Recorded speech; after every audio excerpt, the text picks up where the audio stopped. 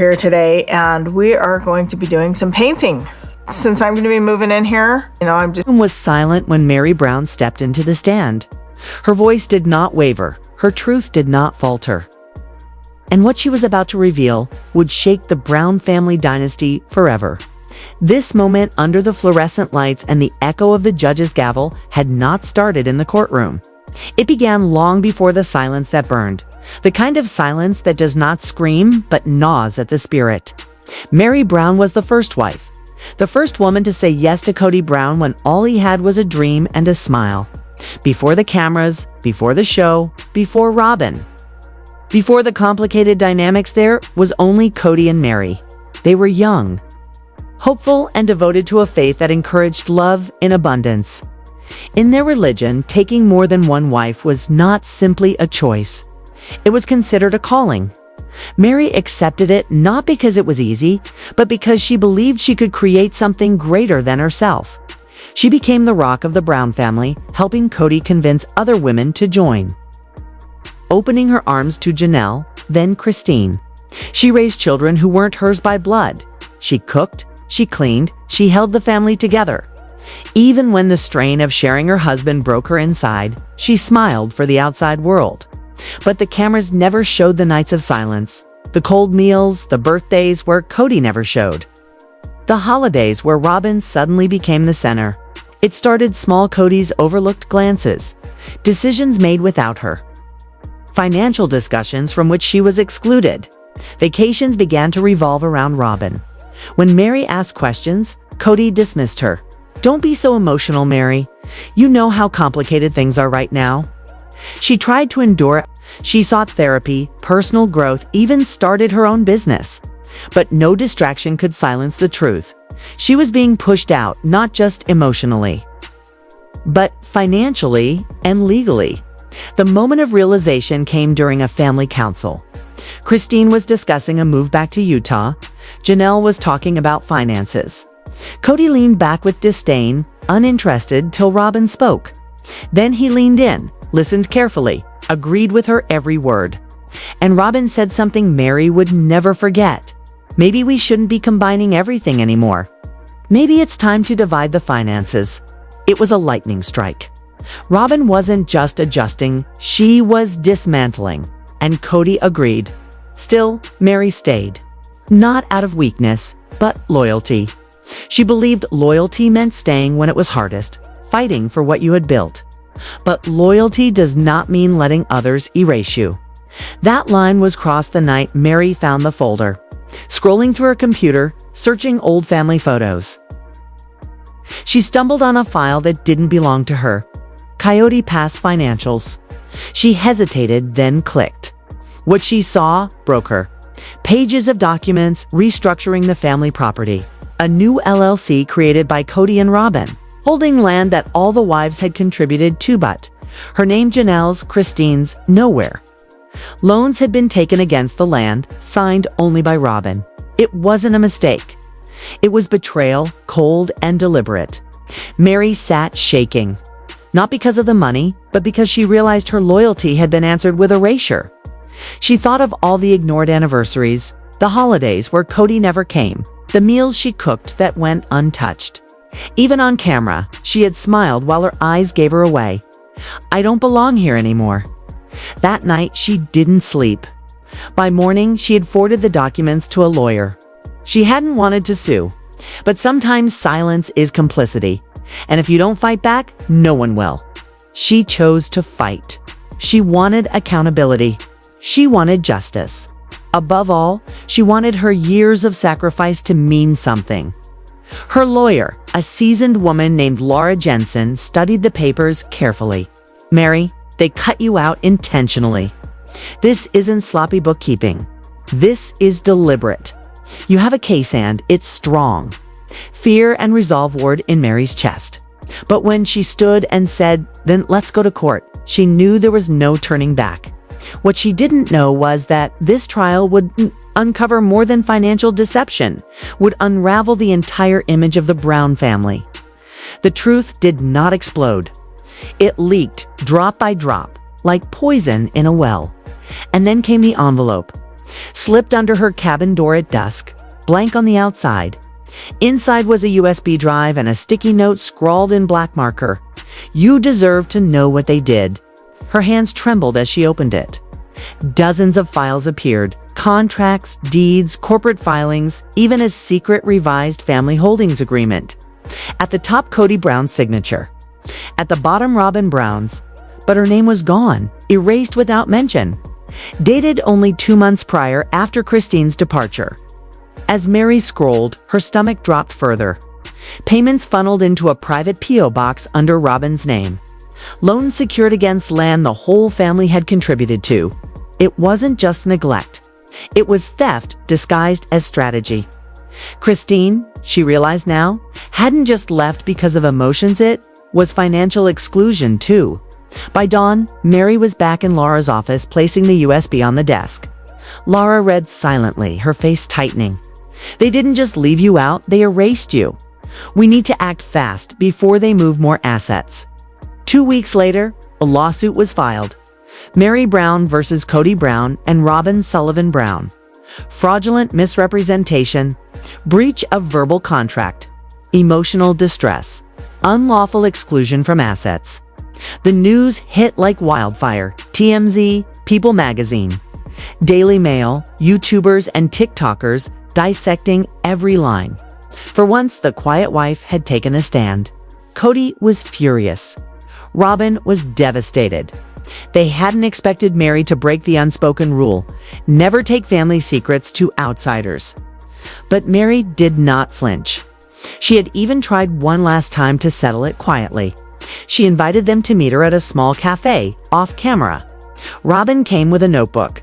Kody came late, agitated. Meri laid the papers on the table. "Why wasn't I told about this?" she asked. Kody's voice was flat. "You weren't involved in the key decisions anymore. You tuned out years ago." Her fists curled under the table. "Tuned out" tore slowly faded out by you. Robyn leaned forward, trying to keep calm. "Meri, this isn't about you. We were just trying to simplify things. You were stepping back anyway." Meri cut her off while I was still clinging to a family that moved on without me. That was their last meeting before court. As the trial drew near, Meri prepared. She worked with her therapist, revisited her journals, rewatched old episodes where her pain had been masked by forced smiles. She built her case not just on paper, but on dignity. Meanwhile, Laura Jensen gathered ammunition. Old emails proving Meri's involvement in financial decisions. Bank records showing collective contributions. Even clips from the show where Kody declared, "All our finances are family. Everything we build together." That line would later become Exhibit A. The night before court, Meri sat alone on her porch.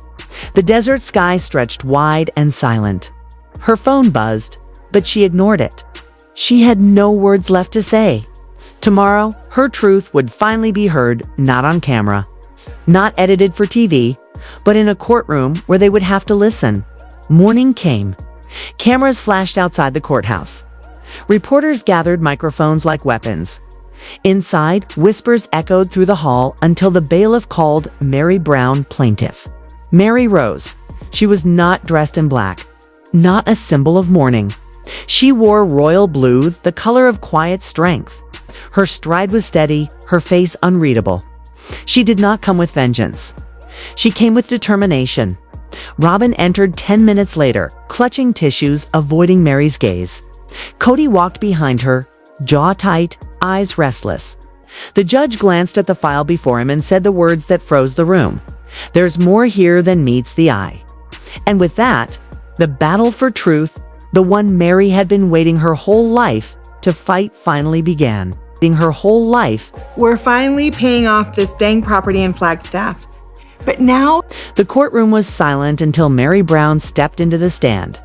Her voice did not shake, her eyes did not wander, and her truth did not falter. What she carried into that room would shake the Brown family dynasty forever. It had not begun here under the fluorescent lights, with lawyers scribbling notes and cameras waiting just outside. It had begun years before, in silence. Not the kind that screams, but the kind that burns, eating away at trust and love until nothing but ash remains. Meri had once been the cornerstone of the Brown family. The first wife, the first woman who said yes to Kody Brown when he had nothing but a dream and a smile. This was long before the cameras, before the TLC contract, before Robyn, before everything became complicated. Back then, there was only Kody and Meri, young and idealistic, steadfast in their faith. Their religion taught that love could expand infinitely. That marriage was not confined to one man and one woman, but was a calling to live in abundance. Meri accepted that calling, not because it was easy, but because she believed she could build something larger than herself. She welcomed the others. She stood firm when Janelle entered the picture, then again when Christine joined. She became the organizer, the caretaker, the silent force behind the scenes who raised children not born to her, who cooked, cleaned, and planned. She smiled through the deep psychological strain of sharing her husband. But what no camera ever truly captured were the frigid dinners where Kody did not appear. The holidays where she watched him devote his time to Robyn while she sat alone at a carefully set table. The anniversaries forgotten. Slowly, the cracks widened. Kody drifted away from her, and when Robyn entered, that drift became a deliberate shift. Meri began to notice the small changes, first decisions made without her. Financial conversations that no longer included her. Vacations scheduled around Robyn's convenience. When she spoke up, Kody brushed her off.